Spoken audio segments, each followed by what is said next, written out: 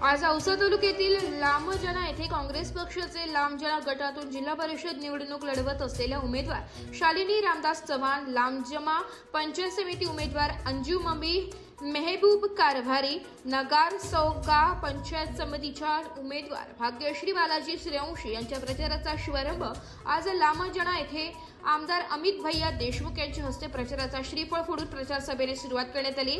यावेळी आमदार अमित देशमुख यांनी जनसामान्य माणसाच्या मतावर पोळ्या भाजण्याचे काम भाजपची मंडळी करीत आहे। मतदारसंघात हजारो कोटी निधी आणल्याचं ते सांगतात, मग विकास कामे का दिसत नाहीत असा आता जनतेला प्रश्न पडलाय।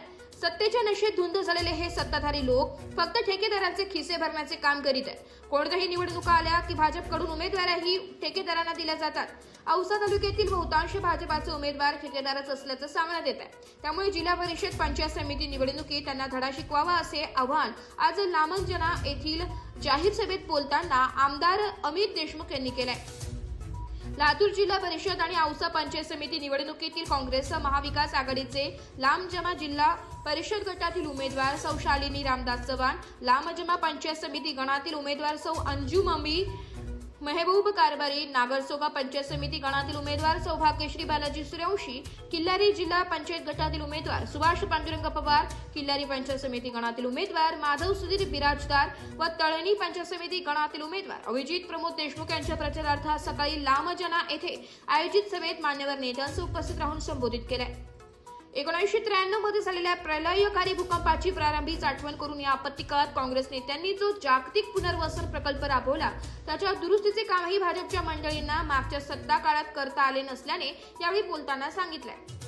काँग्रेस पक्षाने बांधलेले रस्ते, इमारती याची दुरुस्तीही ज्यांना शक्य होत नाही त्या भाजपच्या मंडळींच्या भूलथापांना बळी न पडता या निवडणुकीत काँग्रेस पक्षाच्या सर्व उमेदवारांना निवडून द्यावे असे आवाहन करून ते उमेदवाराकडून जनतेची सेवा करून घेण्याची हमी मी घेतो असे आश्वासनही यावेळी देण्यात आले।